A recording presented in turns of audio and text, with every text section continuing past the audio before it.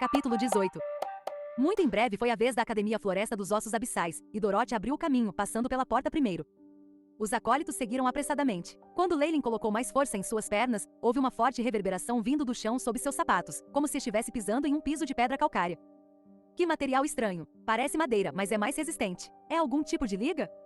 Leylin olhou para o chão acinzentado e modelado e não pôde deixar de pensar nisso. Está aqui. Esta seção do corredor, do número 13 a 32, é a área designada para a nossa Academia Floresta dos Ossos Abissais. Todos vocês podem se alocar nos quartos por conta própria. Lembre-se, meu número é 14. Procure por mim se precisar de alguma coisa. Depois que ele terminou de falar, Dorothy virou-se, e seu manto negro tremulou quando entrou em seu quarto com os dois criados. Bem, agora deixe-me designar os quartos. Caliveir se destacou e disse: HNG. Jaiden resmungou e casualmente escolheu um quarto, número 18, e entrou. O rosto de Caliveir ficou vermelho e depois branco. Ele apertou o punho várias vezes, apenas para se acalmar. Boa, Jaiden escolheu o quarto 18. Em seguida, Beirute, você estará no quarto 15, Rainor, você está no quarto 16. Jaiden partiu e os acólitos restantes, Beirute, Rainor e Leylin, estavam no mesmo grupo que Caliveir. Quanto a Gurisha e seu grupo, não se atreveram a objetar. Leylin foi alocado na sala 20. Ele não disse nada e correu para sua cabine.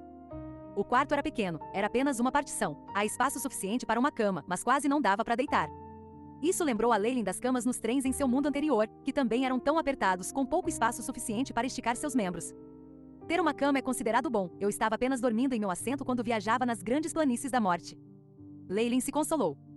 Senhoras e senhores, bem-vindo ao dirigível. Sou seu capitão, Kirkulcroft Lebar. Desejo a todos uma agradável viagem pela frente.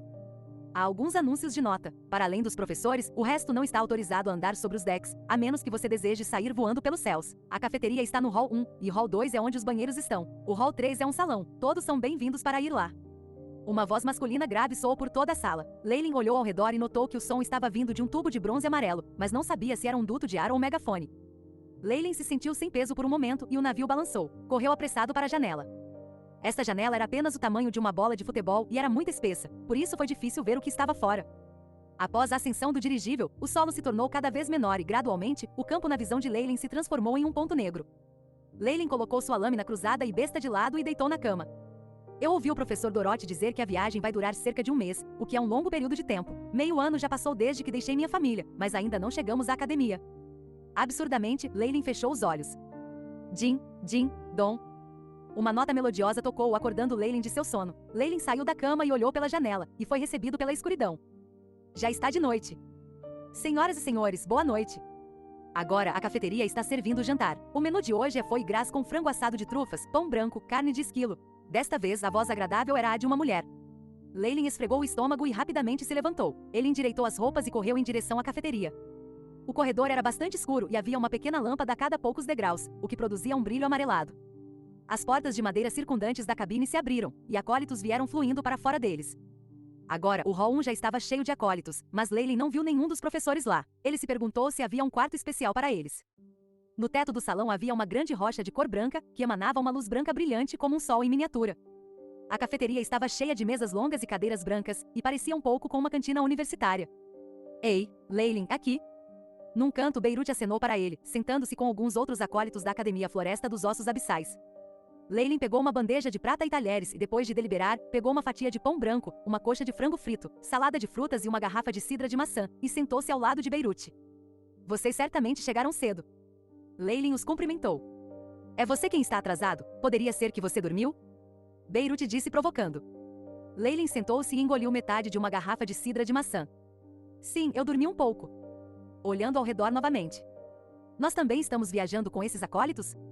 Neste momento, além dos acólitos da Academia Floresta dos Ossos Abissais, a sala também estava cheia de acólitos de outras academias. Esses meninos e meninas sentavam-se de acordo com suas respectivas academias e pareciam distantes um do outro. Está certo, estamos no mesmo dirigível com Cabana do Sábio Gotham, e algumas outras academias. Quanto à Torre do Anel Marfim e Enea, eles estão indo em uma direção completamente diferente de nós, por isso só podíamos seguir nossos caminhos separados. Rainor explicou. Então é assim. Leylin disse com um tom de pesar.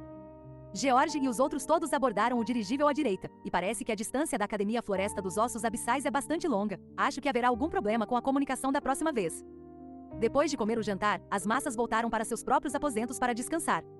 Todos os dias, além de comer refeições e dormir, não parecia haver mais nada a fazer. Esse tédio durou 15 dias inteiros. Certa noite, os grupos não quiseram voltar para aquela cabine minúscula depois de comerem o jantar, então eles se sentaram ao redor da mesa e começaram a conversar. Beiru, o que há de errado com você? Leylin olhou para Beirute, que parecia estar em um leve desconforto, e perguntou. Nesses 10 dias, Beirute, que era a encarnação de um bate-papo, falará de temas que vão desde sua árvore genealógica, até como um prato na capital foi criado como se estivesse falando com carinho a um amante. Leylin e o resto já haviam se adaptado, de ficarem aborrecidos com suas palavras e de se acostumarem com eles, e agora era a única alegria nessa viagem aborrecida. Sim, eu ainda quero ouvir seus relacionamentos passados. Rainor começou a zombar. Eu terminei de dizer tudo. Beiru revirou os olhos. Eu não consigo pensar no que falar mais. Estou tão entediado. Beirute lamentou. Relaxe, é apenas mais um mês de distância. Era uma distância bastante grande de sua casa para o acampamento, então como você gastou todo aquele tempo? Leylin a encorajou, embora um pouco curioso. Minha casa está localizada no Reino Potter, que está na borda das grandes planícies da morte, então chegamos ao acampamento depois de caminhar por meio mês. Beirute disse impotente, enquanto ela revirava os olhos novamente. Não admira. Leylin sacudiu a cabeça. Jaiden, isso é algo que eu vi primeiro. O que você quer? Uma bandeja de prata bateu no chão, deixando escapar um barulho. Leylin virou-se e viu Caliveir rosnando, o cabelo levemente erguido como um leão furioso. Do outro lado, Jaiden cutucou um peito de frango de barbecue dourado com o garfo. Ele pertence a quem o leva primeiro. Não apenas a multidão não os parou, mas todos pareciam estar esperando para ver um bom show. Nesta jornada cansativa, Caliveir e Jaiden sentiram que a outra parte era desagradável aos seus olhos, especialmente quando Jaiden tentou tomar 2 capangas. Eles tinham se contido nos conflitos anteriores devido ao medo, como os magos estavam por perto. No entanto, as coisas pareciam estar fora de controle agora.